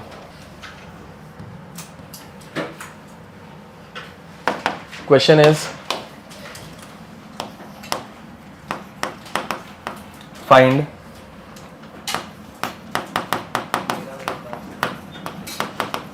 boiling point of a solution prepared by mixing 90 grams of glucose in 200 grams of water, given that Kb is equal to 0.52 Kelvin per mole per kg। ठीक है, लिख दो। चलो अब देखो यहाँ पे वैल्यूज पुट करने आने चाहिए और कुछ नहीं, इसलिए सारे टर्म्स एंड ऑल सब पता रहने चाहिए। तो पहला delta dB is equal to Kb into WB by MB into WA, grams में दिया हुआ है तो इंटू 1000। ठीक है, अब ध्यान देंगे Kb is 0.52 into mass of B, मतलब मास ऑफ सल्यूट कितना दिया है, mass of glucose 90 upon molar mass of glucose कितना दिया है, into mass of solvent which is water कितना दिया है, इंटू 1000। समझे, कट कट कट कट, ये कट ये कट, 91 जा 92 जा, 2 1 जा 2, 0.26 जा, 2 1 जा 0.13 जा, 0.13 इंटू 10 1.3। ठीक है, तो आंसर कितना आ रहा है, तो आंसर गलत है तुम लोगों का सालो। ठीक है, 1.3 केल्विन, बट उन्होंने ये नहीं पूछा है, क्या पूछा है, हाँ तो सोल्यूशन का बॉइलिंग पॉइंट पूछा है। वाटर कौन से टेम्परेचर पे बॉइल होता है, 100, तो उसका बॉइलिंग पॉइंट कितने से बढ़ा, 1.3 से बढ़ा, तो कितने टेम्परेचर पे बॉइल होगा, 101.3, 101 टेम्परेचर पे बॉइल होगा। अरे कुछ समझ में आ रहा है, तो therefore TB boiling point will become 100 plus 1.3 which is 101.3 degree Celsius. और एल्स अगर उन्होंने तुम लोगों को केल्विन में पूछा रहता तो केल्विन में कितना आता, 373 प्लस 1.3 374.3। अब वो डिपेंड कर रहा है केल्विन में पूछ रहे या डिग्रीज में पूछ रहे हैं। यूनिट केल्विन में और सेल्सियस में सेम ही रहेगा आंसर। ध्यान दो बे, डेल्टा टीवी मतलब चेंज इन टेम्परेचर केल्विन का एंड इसका क्या बोलते हैं डिग्री सेल्सियस का, दोनों का सेम रहता है। क्यों, वाटर बॉइल कौन सा टेम्परेचर पे होता है, ओके 100 डिग्री, एंड फ्रीज कौन सा टेम्परेचर पे होता है 0 डिग्री, मतलब कितना है केल्विन, एंड 100 मतलब, अब इन दोनों का डेल्टा निकालो बे, इसका डेल्टा कितना है 100 है, इसका भी डेल्टा, तो डेल्टा टेम्परेचर जो रहता है वो डिग्री सेल्सियस का एंड केल्विन का दोनों का हमेशा सेम रहता है। तो तुम लोग यहाँ पे केल्विन में आंसर आया, बट यहाँ पे 1.3 डायरेक्ट डिग्री सेल्सियस में यूज कर सकते हो। यहाँ पे केल्विन से डिग्री सेल्सियस में जाने के लिए -273 मत करना बे, समझ में आ रहा है, वो गलती मत करना, because delta temperature degree Celsius and kelvin दोनों का सेम रहता है। ठीक है, करो। आंसर गलत क्यों गया था तुम लोगों का समझ में आ रहा है। नेक्स्ट, ये एक एकदम मस्त सिंपल सा क्वेश्चन आता है, बट इसमें भी बहुत सारी मिस्टेक्स हो जाती है। ठीक है, the question is find boiling point of 1 molal acidic acid undergoing 20% dissociation, given that Kb is equal to 0.52 Kelvin mole per kg। ठीक है, बताओ भाई यहाँ पे क्या करना पड़ेगा, पहले डिसोसिएशन हो रहा है तो क्या करना पड़ेगा, हाँ आई निकालना पड़ेगा, वेंट ऑफ फैक्टर, ठीक है। एंड इसका फॉर्मूला क्या हो जाएगा फिर बाद में, देखो भाई यहाँ पे पहले से डेटा क्या दिया हुआ है, 1 मोलाल दिया है ना, तो डायरेक्ट मोलालिटी वाला फॉर्मूला यूज करना पड़ेगा, which is delta T B is equal to K B into M, ठीक है। बट यहां पे डिसोसिएशन हो रहा है तो ये फॉर्मूला मॉडिफाई होकर क्या होगा, आई के बी इंटू एम। जब कभी डिसोसिएशन या फिर एसोसिएशन आएगा सिर्फ आई से मल्टीप्लाई करना है, एंड अभी तुम लोगों को पहले आई निकालना है, निकालो। तो 1.2 आंसर नहीं आ रहे तुम लोगों का, तो तुम्हारा, हाँ तुम्हारा आंसर करेक्ट है भाई दबे, हाँ। अब यहां पे अल्फा इज इक्वल टू 0.2 या 20 लेके सॉल्व कर रहे हो, अल्फा परसेंटेज में नहीं रहता भाई, अल्फा फ्रैक्शन रहता है, तो पहले उसको 100 से डिवाइड करना पड़ता है, समझ में आ रहा है। तो ये 0.2 आएगा, एंड फिर बाद में formula for I is 1 plus n minus 1 times alpha, where n कितना है, n is number of particles after dissociation, मतलब कितने ब्रेकडाउन हो रहे हैं, तो 2 माइनस 1 इंटू 0.2, तो ये हो जाएगा 1 प्लस 0.2, क्योंकि 2 माइनस 1 इज 1, 1 इंटू 0.2 दिस, तो आई कितना आया, तो ये 1.2 नहीं आ रहा था क्या बे, नहीं तो जिनका आया उनका आया, हाँ सॉरी वो एसोसिएशन में, हाँ, and that is in case of benzene, लिख के दिया था ना, अगर बेंजीन रहे तो, बट वाटर रहेगा तो ये डिसोसिएशन नहीं जाता है ना, लिख के दिया हुआ है वहां पे डिसोसिएशन, ठीक है। अब नेक्स्ट उसी बदले डेल्टा डहा, तो उसके बाद डेल्टा डीबी क्या आएगा, 1.2 into 0.52 KB into M which is 1 molal, तो आंसर हो जाएगा 1.2 इंटू 0.52, 12 का टेबल सबको आता होगा, 12 2 जा 24, 2 कैरी फॉरवर्ड हो गया, 12 5 जा 60, 60 plus 2 62.0 kelvin, and this is delta TB, boiling point निकालना है, बॉइलिंग पॉइंट हो जाएगा 100.624। अबे ये इतना सिंपल था बे, क्या कर रहे हो, कुछ नहीं कर पा रहे। Next question, if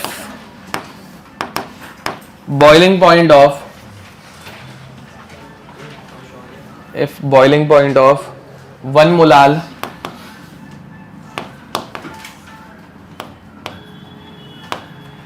K3FeCN6 is 102.6 degree Celsius, then find degree of dissociation of K3FeCN6 given that Kb is equal to 1.3 Kelvin mole per kg। करो भाई जल्दी, हो गया फिर ये मतलब टॉपिक खत्म, टॉपिक मतलब ये एलिवेशन इन बॉइलिंग पॉइंट का टॉपिक खत्म। इतने 3 टाइप के क्वेश्चन आ सकते हैं।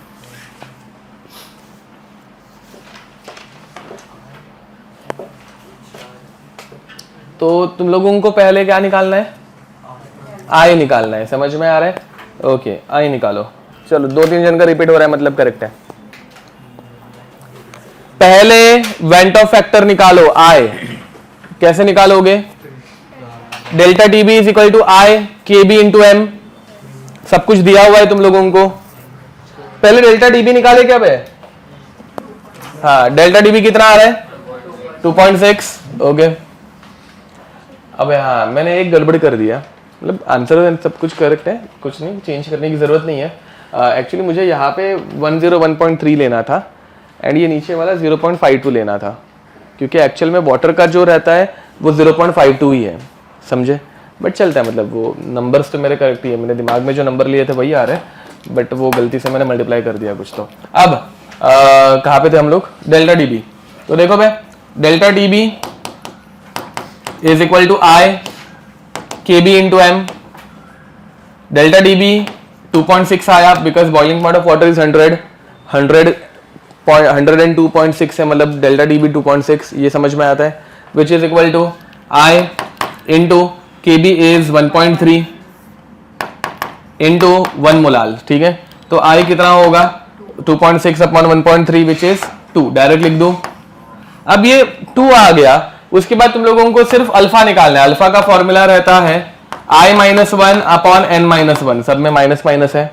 i आया है 2 माइनस 1 अपॉन n, ये जब ब्रेकडाउन होगा तो कितने पार्ट में टूटेगा 4, तो 4 माइनस 1, 2 माइनस 1 अपॉन 4 माइनस 1 कितना होता है 1/3, खत्म। This is your answer, alpha is 1/3। अबे दो स्टेप, दो फॉर्मूला छोटे छोटे, सिर्फ कौन सा फॉर्मूला यूज कर रहे हैं वो समझ में आना चाहिए एंड सारे टर्म्स पता रहने चाहिए, ठीक है। चलो next, depression in freezing point. Heading लिखेंगे depression in freezing point. Depression in freezing point delta T F, ठीक है। इसके पहले फ्रीजिंग पॉइंट की डेफिनेशन लिखनी पड़ेगी, तो लिखो भाई freezing point definition. Freezing point की definition, the temperature at which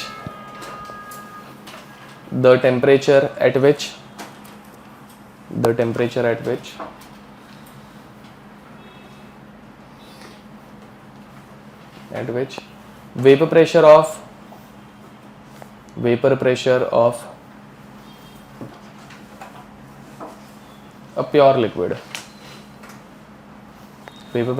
a pure liquid becomes equal to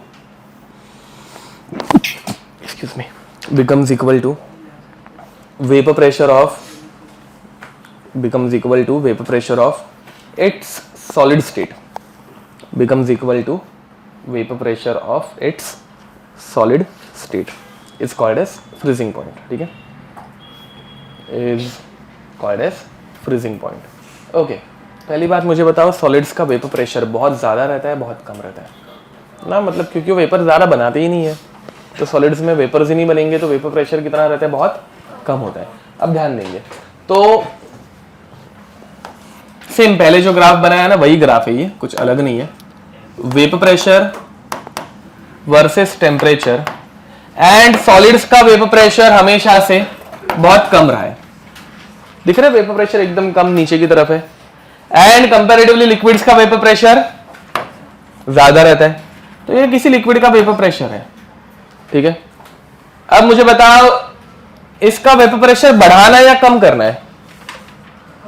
कम करना है। वेपर प्रेशर कम करने के लिए टेम्परेचर बढ़ाएंगे या कम करेंगे? तो वेपर प्रेशर कम करते जा रहे हैं, समझ में आ रहा है। एंड ये हाँ, ये ब्लू लाइन किसकी थी बाय द वे? किसका वेपर प्रेशर था ब्लू लाइन?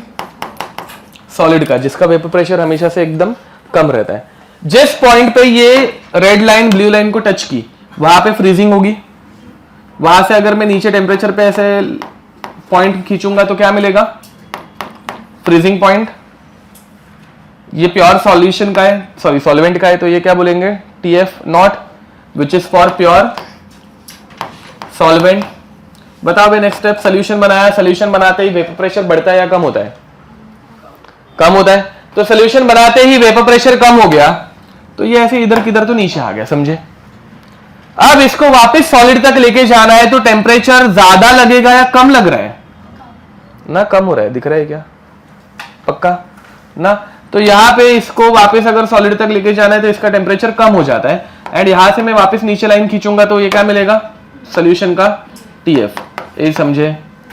तो टेम्परेचर बढ़ रहा है कि कम हो रहा है? कम हो रहा है, तो इसको एलिवेशन इन फ्रीजिंग पॉइंट बोलेंगे, depression in freezing point, depression in freezing point. This is for solution. And अब यहाँ पे जो चेंज है डेल्टा, इसको क्या बोलेंगे? डेल्टा TF बराबर, ये नीचे लिखता हूं, डेल्टा TF। इसका फॉर्मूला क्या आएगा? TF माइनस TF नॉट या TF nought minus TF? TF nought minus TF, higher minus lower, समझ में आ रहा है। तो TF नॉट माइनस TF, इसमें कोई भी दिक्कत? बाकी सब कुछ same to same according to thermodynamical knowledge, ठीक है। Delta TF is directly proportional to molality, तो delta TF is equal to KF into M, समझे, where KF is called as molal elevation, depression in freezing point, constant, also called as cryoscopic constant, ठीक है, cryogenic chamber and all तुम लोगों ने सुना होगा, ठीक है, तो क्रायोस्कोपिक कांस्टेंट, एंड फिर बाद में मोलालिटी का फॉर्मूला पुट कर देंगे, तो TF is equal to KF into WB, मैं भी डायरेक्ट फॉर्मूला लिख रहा हुआ, into MB into W in grams into 1000, ठीक है, WA इन ग्राम्स इंटू 1000, और else delta TF is equal to I KF into WB upon MB into WA in grams into 1000, ठीक है।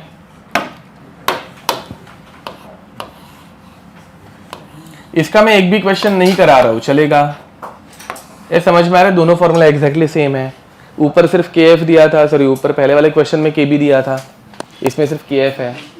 इसका हम लोग एक भी क्वेश्चन, हाँ इसमें नहीं एक क्वेश्चन करना पड़ेगा साला, नहीं करा था, देखो डेल्टा TB अगर 1.3 आ रहा था तो बॉइलिंग पॉइंट कितना लिख रहे होते, सब जन यहाँ पे एक मिनट ध्यान देंगे, डेल्टा TB अगर 1.3 आ रहा था तो बॉइलिंग पॉइंट कितना लिख रहे थे, 101.3। डेल्टा TF अगर 1.3 आया तो फ्रीजिंग पॉइंट कितना लिखोगे, पहली बात वाटर 0 डिग्री पे फ्रीज होता है, हाँ तो कितना लिखेंगे, हाँ 0 माइनस करेंगे क्योंकि डिप्रेशन हो रहा है ना बे, ये कर लोगे, मतलब ये इतने से के लिए क्वेश्चन नहीं लूंगा तो चलेगा, वो एग्जाम में इतना दिमाग चल जाएगा, पक्का ना बे, ठीक है, तो फ्रीजिंग पॉइंट -1.3 लिखना पड़ेगा, 0 माइनस 1.3 करना पड़ेगा, बिकॉज फ्रीजिंग कम हो रही है, मतलब डिप्रेशन हो रहा है, ठीक है, ओके लिख दो।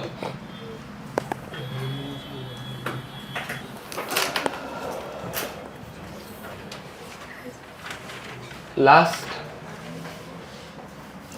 इसमें मतलब, ठीक है, KF एंड KB इनके फॉर्मूलाज देखो भाई, KF निकालने के लिए भी एक फॉर्मूला रहता है, आज तक कभी इतना पूछा नहीं गया है, बट स्टिल पहले KB का फॉर्मूला लिख देते हैं ओरिजिनल, तो KB is R into molar mass of solvent, हाँ बाय द वे ध्यान देना, KB एंड KF ये सॉल्वेंट के पैरामीटर्स है ना, मतलब सॉल्वेंट में कितना बॉइलिंग पॉइंट से एलिवेशन हो रहा है या फिर कितना डिप्रेशन हो रहा है, तो यहाँ पे सारे जो भी चीजें रहने वाली है वो किसकी रहने वाली है, प्योर सॉल्वेंट की, इनटू TB नॉट का square upon 1000 into delta H। मुझे बताओ बॉइलिंग में क्या डेल्टा H यूज होता है, फ्रीजिंग मतलब फ्यूजन, वेपराइजेशन, कंडेंसेशन, कौन सा यूज होगा, वेपराइजेशन, तो डेल्टा H ऑफ वेपराइजेशन, ठीक है, तो यहाँ पे delta H of vaporisation and freezing KF, ठीक है, KF is R into MA into TF nought का स्क्वायर, ठीक है, original freezing point upon 1000 into, अब यहां पे क्या यूज करूं, कंडेंसेशन, फ्यूजन, वेपराइजेशन, फ्रीजिंग से आंसर माइनस में चला जाएगा एंड ये प्लस रहता है, ठीक है, तो यहाँ पे हम लोग फ्रीजिंग नहीं फ्यूजन यूज करते, फ्रीजिंग करेक्ट आंसर है, एंड फ्रीजिंग का उल्टा क्या होता है, फ्यूजन, फ्रीजिंग मतलब लिक्विड से सॉलिड बनाना, फ्यूजन मतलब सॉलिड से लिक्विड बनाना, उल्टा, ठीक है, तो सेम ही होता है, सिर्फ साइन माइनस से प्लस हो जाती है क्योंकि ये अपने को प्लस में चाहिए इसलिए, ठीक है, लिख दो, ये दो फॉर्मूला सिर्फ पता रहने चाहिए, थोड़े से PYQs करते हैं फिर वाइंड अप करते हैं, हाँ क्या अपना gas constant, R is gas constant, हर पूरे केमिस्ट्री में R गैस कांस्टेंट ही है, ठीक है, वो कभी चेंज नहीं होता, हाँ चलो भाई क्या दिया हुआ है, फॉर वाटर मतलब करेक्ट इनकरेक्ट मतलब नॉट करेक्ट वाले का ये पूछा है, magnitude of KB is more than magnitude of KF, okay ये बताना रह गया, मतलब हम लोगों ने KF के क्वेश्चन भी सारे स्किप कर दिए ना, वाटर का KF 1.86 रहता है, ठीक है, एंड वाटर का Kb 0.52, 0.52 लिखा के दिया था 2 क्वेश्चन में, ठीक है। तो which one is higher? Kf is higher. समझ में आ रहा है? अब ये तुम लोगों को कैसे पता चले, मतलब एग्जाम में वैल्यूज याद नहीं रखनी रहती भैया गधो, यहाँ पे एग्जाम में वैल्यूज याद नहीं रखनी रहती, तो क्या करना है, तो अपने ये लास्ट फॉर्मूला अभी जो पढ़ाए थे ना, इससे देखो बे, यहाँ पे सब कुछ सेम सेम है, सब कुछ ऑलमोस्ट, नीचे वाला पार्ट अलग है। किसमें ज्यादा एनर्जी लगती है, वेपराइजेशन में या फ्यूजन में? अरे बॉयल करने में ज्यादा हीट देनी पड़ती है एंड फ्रीज करने में, समझ में आ रहा है? तो इसीलिए जो Kf है वो जनरली ज्यादा रहता है, नीचे वाला नंबर छोटा है, इस ये कम है हीट लगती है ना बे, इसमें कम हीट लगती है, तो नीचे वाला नंबर छोटा, नीचे वाला नंबर छोटा तो ओवरऑल आंसर बड़ा, ये समझे? तो जनरली Kf बड़ा रहता है और Kb छोटा रहता है। ये क्वेश्चन आज तक मतलब 3-4 बार आके गया हुआ है, मतलब ये अभी 2026 का ही है, 2026 का एक्चुअली PYQ से नहीं करने चाहिए, तुम लोगों को प्रैक्टिस के लिए काम आएंगे, बट ठीक है, मतलब चलता है ना, मतलब थोड़ा सा प्रैक्टिस इतना क्या है, एक हाथ दो अभी ओपन कर ले, इसलिए इसके बाद डायरेक्ट 2025 पे जाएंगे। तो पहला वाला स्टेटमेंट करेक्ट है कि रॉन्ग है? रॉन्ग है, ठीक है। एंड वो करके कुछ मतलब ही नहीं है साला, सब में ए करेक्ट ही था, मतलब ए ऑप्शन सारों में ही है, ठीक है, वो भी एक बार देख लेने का, ठीक है। अब बी देखते हैं, बी अगर करेक्ट आया मतलब बी, तो फिर डायरेक्ट डी पे जाएंगे, सी देखने की जरूरत नहीं पड़ेगी, समझा? ओके अब देखो B, the elevation in boiling point of water when non volatile solute is added to it is larger in magnitude than its, अच्छा okay, depression in freezing point, हाँ ठीक है, बताओगे। तो एलिवेशन इन बॉइलिंग पॉइंट का constant ज्यादा है कि फ्रीजिंग पॉइंट का कांस्टेंट ज्यादा है? फ्रीजिंग पॉइंट Kf ज्यादा रहता है, अभी हम लोगों ने पढ़ा। अगर Kf ज्यादा होगा तो डिप्रेशन इन फ्रीजिंग पॉइंट ज्यादा होगा या एलिवेशन इन बॉइलिंग पॉइंट ज्यादा होगा? डिप्रेशन इन फ्रीजिंग पॉइंट ज्यादा। अरे फॉर्मूला याद है क्या भाई? Delta TF is direct proportional to KF and delta TB is मतलब directly proportional is equal to KB into M, समझे? वो डायरेक्ट KB एंड KF से रिलेट होते हैं। अब उन्होंने क्या बोला है? Elevation in boiling point is larger in magnitude than depression in freezing point, true और फॉल्स? फॉल्स। ये दोनों फर्स्ट एंड सेकंड स्टेटमेंट दोनों के दोनों करेक्ट है, मतलब करेक्ट मतलब दोनों के दोनों गलत है, एंड दोनों के दोनों सेम है। पहले वाले में क्या बोल रहा है? KB बड़ा रहता है KF से, एंड दूसरे वाले में भी क्या बोल रहा है? किधर गया बे? डेल्टा TB बड़ा होता है डेल्टा TF से, दोनों सेम ही है ना बे? फॉलो कर पाते हो? ओरली लिख के देने की जरूरत नहीं है फॉर्मूलास। ओके तो अगर देखो बे, एक तो ये दोनों करेक्ट हो सकते हैं, एग्जाम में ऐसा थोड़ा दिमाग लगाना, ऐसा कुछ आ जाए तो एक तो ये दोनों करेक्ट हो सकते हैं या फिर ये दोनों रॉन्ग हो सकते हैं, समझ में आ रहा है? एंड अगर देखोगे तो हर एक ऑप्शन में ए है, तो ए एंड बी दोनों ही एक ही ऑप्शन में रहने चाहिए या फिर रहना ही नहीं चाहिए। अब एक ए हर एक में है तो बी वाले ये दोनों ही करेक्ट है। मैं क्या बड़बड़ कर रहा हूं, समझ में आ रहा है? दोनों स्टेटमेंट सेम चीज बता रहे हैं, तो एक तो दोनों रहने चाहिए आंसर में या फिर दोनों नहीं रहने चाहिए। अब ए अगर हर एक में है तो बी वाले ही आंसर करेक्ट है, तो अभी तुम लोगों को सिर्फ डायरेक्ट डी देखना है, सी देखने की जरूरत ही नहीं है सारा, और वो हम लोग कर भी नहीं पाते, ऑस्मोटिक प्रेशर का क्वेश्चन है वो, तो अच्छा हुआ नहीं है करने की जरूरत। Next, the dimerisation of benzoic acid in benzene, ये हम लोग अभी आंसर नहीं दे पाएंगे क्योंकि वो डायग्राम अच्छे से नहीं बनाई है, मतलब ये डायग्राम है ना, अब वो करेक्ट बनाई है कि गलत बनाई है वो कैसे समझेगा ना अगर डायग्राम ही सही नहीं है, समझ में आ रहा है? बाय द वे हर एक एसिड, बेंजोइक एसिड या फिर एसिटिक एसिड, कोई भी कार्बोक्सिलिक एसिड बेंजीन में क्या होता है? डायमराइज करता है, समझ में आ रहा है? अब अज्यूम कर दे कि ये स्ट्रक्चर उन्होंने करेक्ट दिया है, अभी स्ट्रक्चर पूरा दिख रहा है ना, गलत ही है साला। और कौन से कार्बोक्सिलिक एसिड में 2-2 ऑक्सीजन आते हैं? एक्चुअली ये ऑक्सीजन इधर वाला डबल बॉन्ड हुआ है, समझे?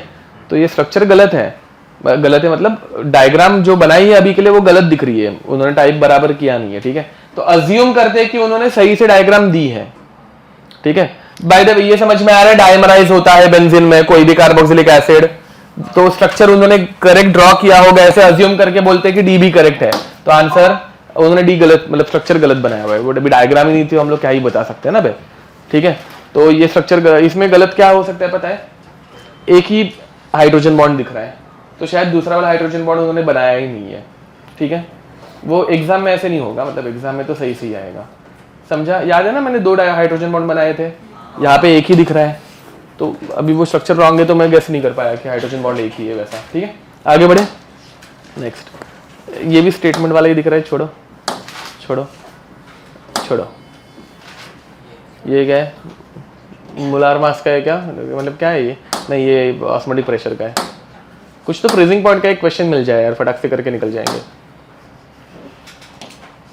लेंदी नहीं चाहिए क्वेश्चन बट साला, हाँ कि नहीं क्या है, हाँ डिप्रेशन इन फ्रीजिंग पॉइंट दिया है।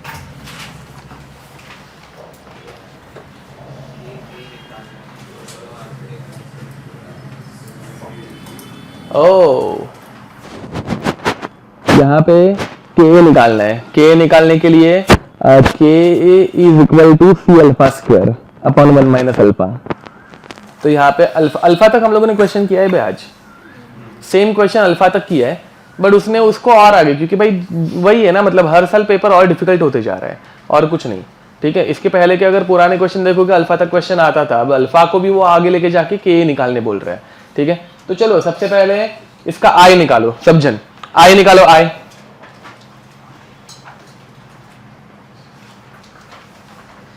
डायरेक्ट डेल्टा डी एफ दिया हुआ है, आई निकालना इतना कुछ डिफिकल्ट नहीं होगा, के एफ भी दिया हुआ है, जल्दी आई निकालो।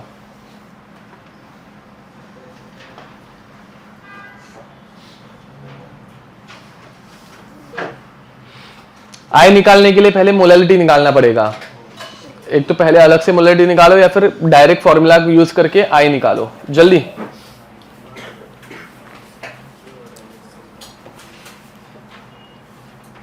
वो 52 हो गए, मैं सॉल्व करके दिखाओगे, तुम लोग सॉल्व करने के लिए बहुत टाइम लगा दोगे। चलो अब देखो, ध्यान दो, फॉर्मूला है delta T F is equal to I into K F into W B by M B into W A in grams if it is, then we'll have to multiply it by 1000, ठीक है। delta df is given which is 1 degree which is equal to I which is not given, calculate कर रहे हैं, into 1.86 into mass of B 19.5 upon molar mass भी दिया हुआ है 78 into 500 ना, हाँ 500 into 1000, ठीक है। कट कट कट कट 5 1 जा 5 2 जा 19.5 1 जा 19.5 4 जा 19 4 जा 76 होता है, समझे क्या। एंड 5 4 जा 20, तो 76 प्लस 2 78, कैलकुलेशन समझा। तो ये 4 2 1 जा 2 2 जा, इसको 2 से डिवाइड कर दो तो ये हो जाएगा 0.93। तो आई कितना आया 0.93, कुछ दिमाग में घुस पा रहा है। फिर बाद में alpha, alpha is equal to I minus 1 upon N minus 1, समझे। फास्ट नहीं हो रहा है ना। आई की वैल्यू कितनी आई 0.93 माइनस 1 अपॉन एन, इसका एन कितना आता है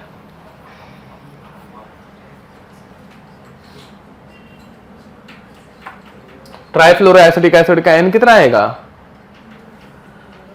2 आएगा, कितना आएगा 2। एक गड़बड़ हो गई है बे, इधर आई कम क्यों आ रहा है, आई छोटा नहीं होना चाहिए। हाँ ओके, हाँ ओ सॉरी थैंक यू। हाँ अरे ये आई 1 अपॉन 0.93 है, ठीक है। I is 1 upon 0.93, my bad. तो I is 1 upon 0.93 minus 1 upon N minus 1 and इसका एन।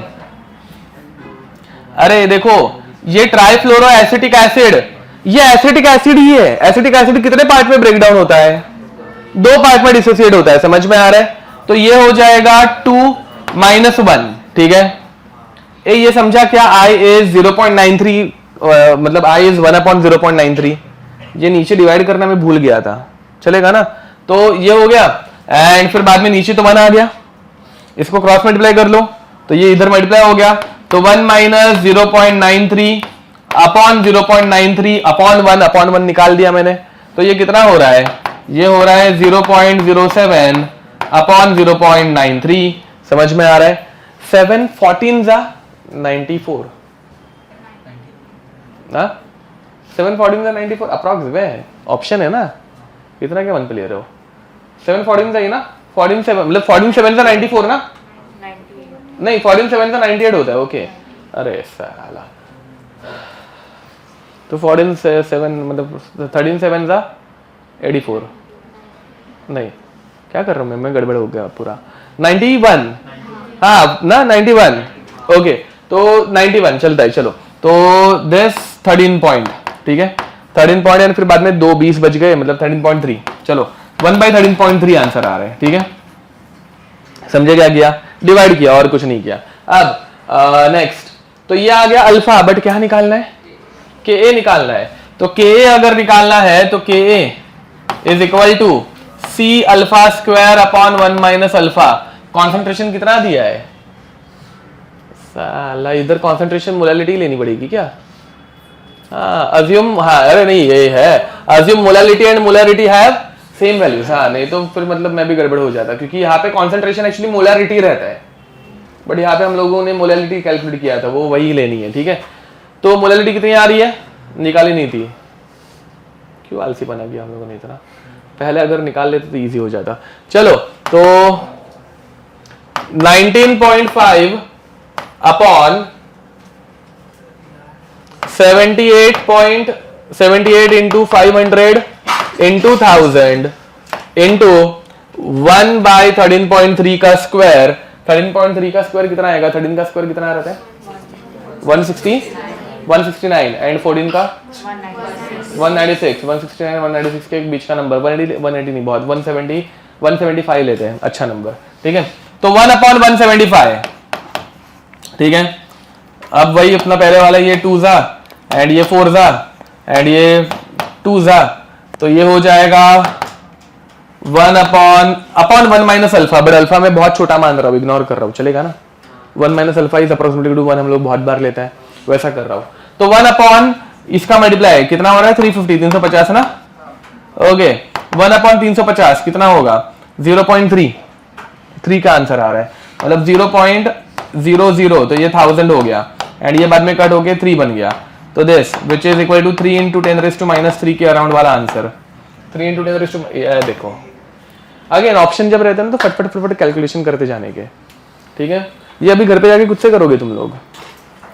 हाँ ये थोड़ा मैथ्स तो फास्ट होना चाहिए भाई, मतलब ये अगर मुझे ऐसे अकेले को छोड़ दिया रहता ना सॉल्व करने के लिए तो ऐसे दब करके दिखा देता मैं, ठीक है। तुम लोगों के नंबर्स के गेम्स मतलब फास्ट होने चाहिए और कुछ नहीं, इसका आंसर ये होना चाहिए और कुछ नहीं। देखा आ गया, घर पे जाके सॉल्व करना खुद से। अगेन मैंने अल्फा तक का क्वेश्चन कराया था, ये के का आगे का कैलकुलेशन थोड़ा सा एक्स्ट्रा कर दिया है हम लोगों ने, which is nothing but C alpha square upon 1 minus alpha. 1 minus alpha को इग्नोर कर दिया, ठीक है। चलो so with this will stop here till then, bye bye.